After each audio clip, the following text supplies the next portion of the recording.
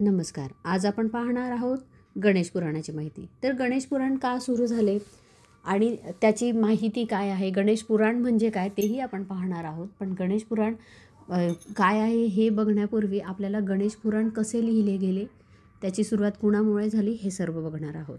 तर गणपती बाप्पा जे आहेत तर सर्वच ठिकाणी ते प्रथम पूजनीय आहेत आणि त्यांना आपण विघ्नेश्वरही म्हणतो. सर्व भक्तांचे संकट गणेश पुराण हे दूर करत असतात. याच गणपती बाप्पांच्या अनेक महिमांशी जोडले गेलेलं म्हणजे गणेश पुराण आहे. आता गणेश पुराणाची उत्पत्ती तरी कुठं झाली तर हे जाणण्यासाठी महर्षी भृगू जे आहेत तर त्यांच्याकडून सोमकांत म्हणून जे एक राजा होते तर त्यांच्याबद्दल ऐकणं म्हणजेच आपल्याला गणेश पुराणाची माहिती काय आहे ते समजते. तर सर्वप्रथम आपण ती कहाणी ऐकून घेऊयात. राजा सोमकांत हा सौराष्ट्र देशाची राजधानी देवनगरचा राजा होता. तो वेदशास्त्र विद्या या सर्वांच्या बाबतीत खूप हुशार होता, खूप संपन्न होता आणि त्याने आपल्या पराक्रमाने अनेक देशांवर अनेक राज्यांवर त्याने विजय मिळवलेला होता. त्याने आपल्या प्रजेचे पालन आपल्या मुलांप्रमाणे त्याचा सांभाळ केलेला होता. त्याची पत्नी सुधर्मा देखील पतिव्रता स्त्री होती. ती सुद्धा धर्माचे पालन करत असायची. पतिव्रता धर्म, ती सुंदर होती, गुणवती होती, अशी ती त्याची पत्नी होती सुधर्मा. राजा आणि त्याची पत्नी दोघेही मिळून आपल्या प्रजेचा अगदी कुटुंबाप्रमाणे सांभाळ करत असत. अशा प्रकारे दोघेही एकमेकांना अनुरूप आणि अतिउत्तम पुरुष आणि स्त्री होते. आता जेवढा हा राजा उत्तम तेवढाच त्याचा मुलगाही उत्तम होता. त्याचा मुलगासुद्धा विद्यांमध्ये अगदी पारंगत होता आणि नेहमी आपल्या प्रजेचा चांगला विचार करणारा होता. आणि अशा प्रकारे राजा जो आहे त्याची जी युवावस्था आहे, तारुण्य पण ते खूप चांगले गेले आणि त्याने आपल्या प्रजेचा सर्वांचा खूप चांगला विचार केला. प्रजाही त्याला जीव लावत होती, तोही प्रजेला जीव लावत होता. आणि अचानकच काही दिवसांनी जसे जसे राजाचे वय वाढले तसे राजाला कुष्ठरोग व्हायला सुरुवात झाली. खूप पर्याय केले, खूप खूप खूप उपाय केले. उपचारांनंतरही सोमकांत राजाला काहीही केल्या त्याची कांती जी आहे ती कुष्ठरोगाने हे झालेली ती दुरुस्त होत नव्हती. मग त्याला फार वाईट वाटायला लागले आणि मग त्याने ठरवलं की आपण हे सर्व राज्यकारभार सोडावा आणि जंगलात निघून जावं. त्याने एक दिवस आपल्या मुलाला बोलवलं, मंत्र्यांना बोलवलं आणि आपल्या मनातली ही कल्पना ऐकून दाखवली.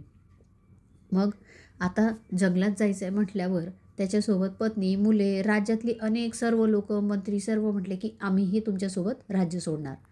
त्याने सर्वांचे ऐकले आणि फक्त सर्वांना वेशीपर्यंत येऊ दिले आणि अखेरीस आपल्या राजपुत्राला समजावले आणि त्याला सांगितले की तू राज्य कारभार कर आणि प्रजेची काळजी घे, कारण तेही माझी लेकरं बाळं आहेत. असे म्हणून त्यांनी केवळ आपल्यासोबत 2 सेवक घेतले आणि आपल्या पत्नीस घेतले आणि तो जंगलात गेला.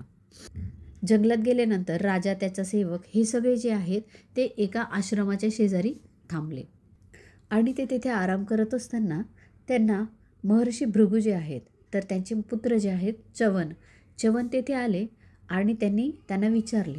त्यानंतर च्यवनशी त्यांची ओळख झाली आणि च्यवन जे आहेत त्यांना राजाला आपल्या महर्षींच्या आश्रमात नेले, आपल्या पिताश्रींच्या आश्रमात नेले आणि रात्रभर त्यांना तिथेच आराम करायला सांगितले. सकाळी उठून आपले प्रातर्विधी आणि दिनकर्म आटोपल्यानंतर महर्षी भृगूंच्या समोर येऊन राजा बसला. राजा बसल्यानंतर राजाने महर्षी भृगू यांना राजाने विचारले की महर्षी, माझ्या ह्या आजाराचे, ह्या कुष्ठरोगाचे माझ्या पूर्वजन्माशी काही संबंध आहेत का, काही पापाचे झाले आहे का? तर महर्षी भृगू म्हणाले, हो, हे नक्कीच तुमच्या पूर्वजन्माच्या पापांचे फलित आहे.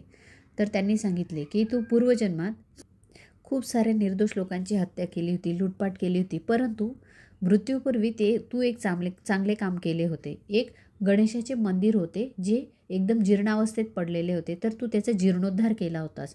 म्हणून त्याचा फायदा म्हणून तुला भगवंतांनी विचारले की तुला पुढच्या जन्मात येताना आधी पाप भोगायचे आहे की पुण्य भोगायचे आहे. तर त्यावेळी तू सांगितले की देवा, मला आधी पुण्य भोगायचे आणि नंतर पाप भोगायचे. म्हणूनच तुला ह्या जन्मी पुण्याचा जेवढा तुझा वाटा होता, तुझं जेवढं संचित होतं त्याच्या स्वरूपात तू राजा म्हणून ते कमावलंस आणि आता तुझ्या पुण्याचा वाटा संपला आहे, तुझ्या पापाचा वाटा सुरू झाला आहे, म्हणून मग तुला हा कुष्ठरोग जडला आहे. त्यावेळी राजाने विचारले की महर्षी भृगू, मग आता ह्याच्यावर पर्याय तरी काय? जर समजा मला माझ्या ह्या पापाचं परिमार्जन करायचं असेल, पर्याय काय आहे?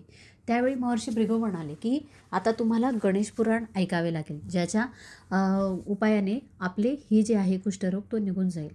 आणि मग राजाने विचारले की महर्षी, आता मला गणेश पुराण येत नाही, तर हे गणेश पुराण आपणच मला सांगावे. राजाची एवढी उत्कट इच्छा पाहिल्यानंतर महर्षी भृगूंनी त्यांना सांगितले, ठीक आहे, मी आपणास गणेश पुराण सांगतो, आपण स्थानापन्न व्हा. आणि असे म्हटल्यानंतर एक अभिमंत्रित पाणी त्यांनी आपल्या कमंडलूतून बाहेर काढले आणि राजाच्या अंगावर शिंपडले. पाणी अंगातून शिंपडल्यानंतर राजाच्या नाकातून राजाला शिंक आली आणि एक मोठा राक्षस बाहेर, एक मनुष्य त्यांच्या नाकातून बाहेर पडला आणि तो खूप मोठा होत गेला. त्यावेळी सर्व लोक घाबरले, सर्वांना आश्चर्य वाटले आणि महर्षी भृगूंनी त्याला सांगितले, कारण त्या माणसाला भूक लागलेली होती आणि त्याला सांगितले की तुझी भूक शमवण्यासाठी हे आंब्याचे झाड खा. आंब्याचे झाड खाताच ते एका क्षणात झाड नाहीसे झाले व तो पुरुषही नाहीसा झाला. हे पाहिल्यावर सर्वांना फार आश्चर्य वाटले. त्यावेळी महर्षी भृगू म्हणाले की राजा सोमकांत, हे तुमचे पाप होते, जे आता तुम्ही फक्त गणेश पुराण जे आहे ती ऐकण्याची इच्छा व्यक्त केली म्हणून तुमचे पाप आता नाहीसे झाले आहेत. आता महर्षी भृगू यांनी सुरुवात केली सांगायला. त्यांनी सांगितले की गणेश पुराण जे आहे तर त्याच्या मागेही एक कहाणी आहे. ती कहाणी अशी की महर्षी वेदव्यास जे आहेत तर त्यांनी वेद रचले आणि वेदांची अगदी सोप्या भाषेत मांडणी केली. त्यानंतर सोप्या भाषेत मांडणी केली, सर्वांना समजेल ह्याच्यामुळे त्यांना स्वतःच्या बुद्धिमत्तेवर गर्व झाला. आणि ज्यावेळी त्यांनी पुराणांची रचना केली, त्या रचना करताना आपण ज्या गणपती बाप्पाला प्रत्येकच पूजेच्या ठिकाणी आणि सर्वच ठिकाणी पहिला मान देतो, त्या प्रत्येक निर्मितीच्या वेळी ते गणपती बाप्पाला मान द्यायला, त्यांची आराधना करायला, त्यांना आवाहन करायला विसरलेत.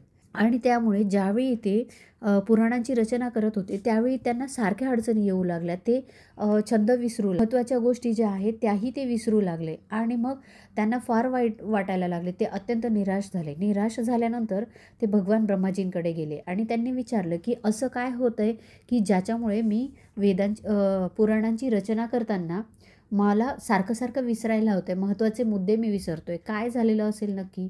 त्यावेळी ब्रह्माजी म्हणाले की सर्वप्रथम आपण ज्या गणपती बाप्पांची पूजा करतो तेच तुम्ही विसरलाय, म्हणून तुम्हाला हे सारखे होते. आणि ब्रह्माजींनी मग या वेदव्यासजींना सांगितले आणि वेदव्यासजी जे आहेत त्यांनी विचारले की ठीक आहे, पण मग आता मी हे करण्यासाठी गणेशजींची पूजा तरी कशी करू, गणपती बाप्पाची पूजा तरी कशी करू. आणि मग ती सर्व जी कहाणी आहे ती ब्रह्माजींनी पूजेची सर्वच्या सर्व कथा जी आहे ती वेदव्यासजींना सांगितली. आता ही कथा ऐकल्यानंतर भगवान गणेशाबद्दल अधिकाधिक जाणून घेण्याची वेदव्यास जे आहेत, महर्षी वेदव्यास, त्यांना खूप उत्सुकता निर्माण झाली. आणि त्यानंतर त्यांनी गणपती बाप्पाच्या जेवढ्या साऱ्या महिमा आहेत त्या सर्व महिमांचे संकलन केले आणि संकलन केल्यानंतर त्यांनी गणेश पुराणाची रचना केली. ही आहे श्री गणेश पुराणाची रचना कशी आणि का, कुणाद्वारे झाली, हे सर्व माहिती. इथून पुढे आपण गणेश पुराणाबद्दल एक जाणून घेणार आहोत. धन्यवाद. चॅनलला लाईक, शेअर, सबस्क्राईब करा.